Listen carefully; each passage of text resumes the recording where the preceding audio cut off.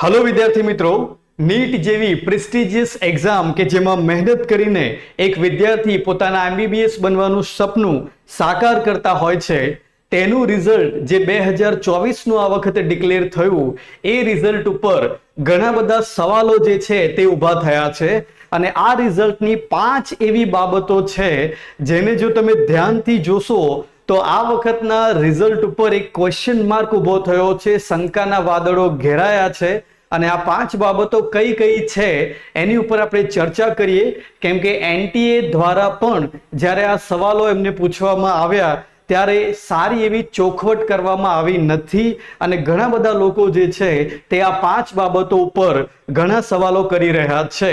Number 1 કે જો તમે પાછળના નીટના રિઝલ્ટ જોશો તો તમને અંદાજ આવશે કે 2023 ની અંદર 720 માર્ક્સ વાળા બે છોકરાઓ હતા।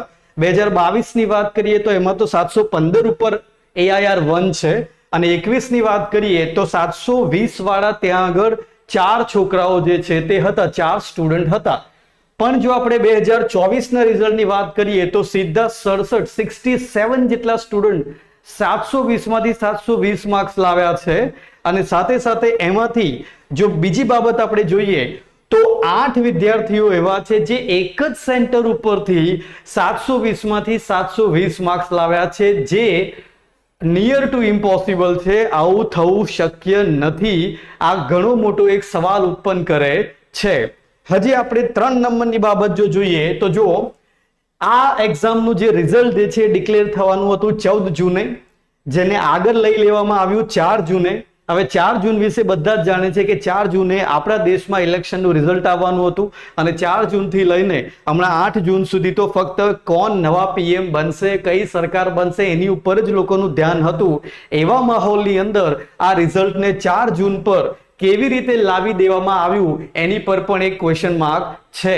સાથે સાથે 4 નંબરની બાબતની વાત કરીએ તો અહીંયા પહેલી વખત એવું બન્યું છે કે 2024 ની નીટની અંદર ગ્રેસ માર્ક્સ આપવામાં આવ્યા છે। હવે જો અહીંયા શું થઈ રહ્યું છે, બે સ્ટુડન્ટ એવા છે જેમના 718 અને 719 માર્ક્સ છે। હવે તમે પણ જાણો છો કે નીટમાં બધા જ સવાલ અટેન્ડ કર્યા હોય અને એક સવાલ ખોટો પડે તો પેલા 4 અને 1 નેગેટિવ માર્કિંગનો એટલે 715 ઉપર અટકે અને એક સવાલ છોડી પણ દીધો હોય તો 716 માર્ક્સ જે છે આવે। 719 અને 718 માર્ક્સ જે છે એના પર જ્યારે એનટીએ ને પૂછવામાં આવ્યું તો એનટીએ એવું કહ્યું કે આ વિદ્યાર્થીઓને અમે ટાઈમ ઓછો પડવાના કારણે કોઈ પણ બીજા કારણોસર એમને ગ્રેસ માર્ક્સ આપવામાં આવ્યા છે।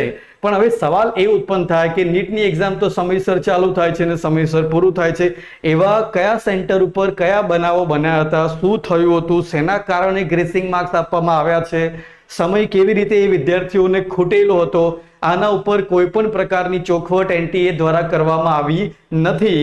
અને સાથે સાથે 5 નંબરની બાબત જોઈએ તો જ્યારે નીટ એક્ઝામ લેવામાં આવી હતી તે વખતે પટના બિહારની અંદર 13 લોકોને પોલીસે નીટનું પેપર જે છે તે લીક કરવા બાબતે ઘેર્યા હતા અને આવી એક ઘટના ગુજરાતમાં ગોધરાની અંદર પણ બની હતી। આ બંને ઘટનાઓ ઉપર પણ એનટીએ કોઈ પણ પ્રકારની પ્રતિક્રિયા આપી નથી, જવાબ આપ્યો નથી।